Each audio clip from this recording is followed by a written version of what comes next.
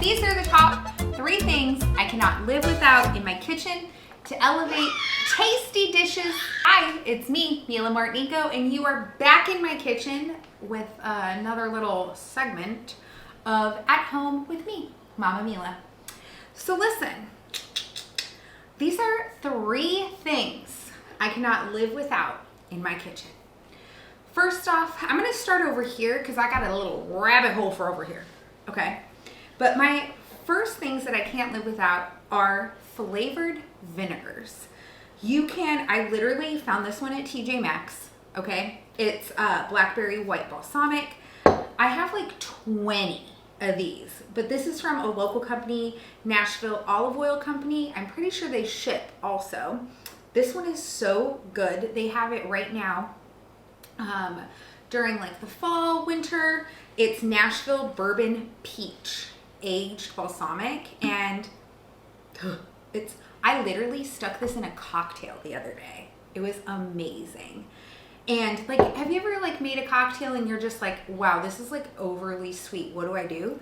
If you add just the tiniest touch, like a teaspoon of a flavored vinegar or balsamic, it will like put enough umami flavor in there to take away from all that heavy sweetness.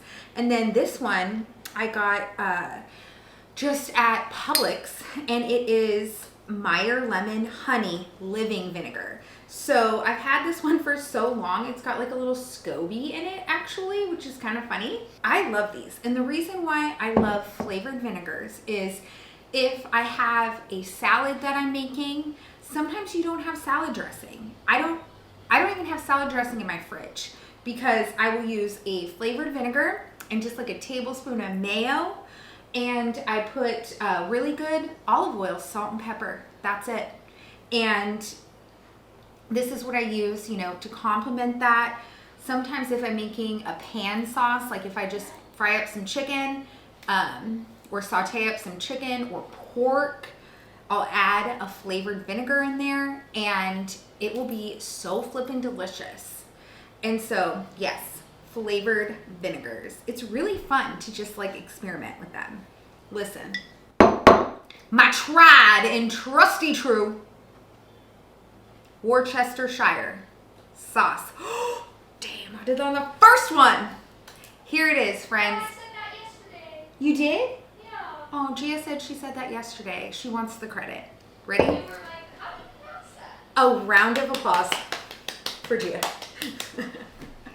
Yeah, it's so, that's probably why I remembered today, is because you said it correctly yesterday. This is my little secret weapon, okay? It has the most incredible depth umami flavor. I add this to burgers before I shape them.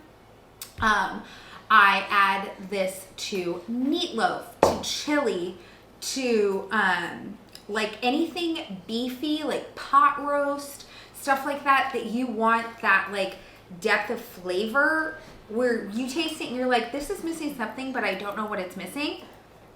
This is what it's missing.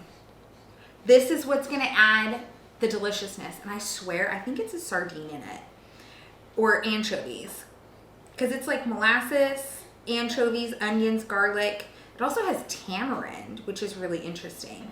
But it's really good. There's a marinade on here too for steaks. Never knew that. So this is a little secret weapon when you want it to taste manly and beefy and delish. Nunzio agrees. Okay, let's go down the rabbit hole of what Lot's wife was turned into, and it's salt, 'cause she was a salty. Just kidding. She was looking back on her life like, oh, I almost said something very bad, but it was Sodom and Gomorrah, so. Anyways, okay, here we are. Salt. Riley just told me that the reason why a recipe says salt to taste is because salt has different layers of saltiness depending on what kind of salt you get. That is so flippin' true. I want you to open your hearts and expand your minds to listen to what I'm about to say, okay? We are entering the Saltyverse. Here we go.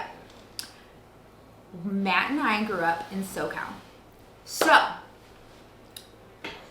well, I guess there was dust on that because when I went like this, it was dusty. We're just gonna wipe that. Okay. So, Matt and I grew up in Southern California. Matt actually saw the salt. Like when it says iodinized salt on the table salt, you know what salt I'm talking about, right? The cheap stuff. It is a huge island, and it's just a huge, I can't even tell you how many feet tall, pile of salt. That pile of salt has thousands of seagulls just flying around it, pooping on everything. Okay? And then they process it and it becomes table salt. That salt is absolute crap. It's been so processed. It's like your body doesn't even, salt has so many minerals in it and it's so essential to you. Like if you're feeling like crap, you don't know what's going on, it's probably your electrolytes because you're having the crappy salt where you don't have enough salt. So, and don't come at me about your blood pressure, blah, blah, blah, blah, blah, blah, blah. That's a whole other rabbit hole. And I could be, sending you some studies on who funded the studies to not eat salt if you have high blood pressure. So don't come at me, okay? Anyways, let's talk about salt. So a lot of people love Redmond salt. I keep it around. My husband swears that he once got a rock in this salt, so he does not let me use it unless it's in something that he does not know about. Or he thinks I just keep it around for pasta water. But after watching this, he'll know that I keep using it. And he hasn't chipped a tooth on a rock. Then I have Italian sea salt. I got this from my aunt's deli and I just really like it. It's super convenient with a lid. In here is rock salt because this used to be Redmond salt and Matt thought that if he could replace it with rock salt that I wouldn't use it. Too bad. Then I have Celtic sea salt. Now listen, a couple of weeks ago, it came out that apparently it tested high for heavy metals. I'm still looking at the research, okay? Because I've been, good old Barbara O'Neill, like she has told us to use this and I have been using it for a very long time. But they're saying that it came up. So please let's just pray that no, that is not real.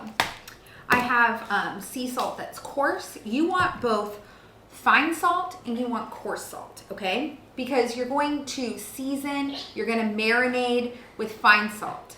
Finishing with coarse salt, flaky salt, but finishing with flaky salt elevates. Meats, you want to do it for steak. You like it on the top of bread like we do at the restaurant with focaccia. So good. How many times have you gone to like a ball game and you're like, give me that devil processed pretzel with the salt? Yes. Salt is beautiful. Yeah. What's going on? So anyways, all of that to say, different salt, different taste. This is pink salt. This I feel like is apparently been in here for a long time. There. I'm like, look at the dust. Oh my God, I got this from the top shelf. Gross. But I feel like this is the most readily available salt that you can get at any grocery store, and it's not iodinized salt. If you're gonna change, at least change to pink Himalayan salt. It's still processed, but it's not processed like the other stuff. So Nunzio agrees with mommy.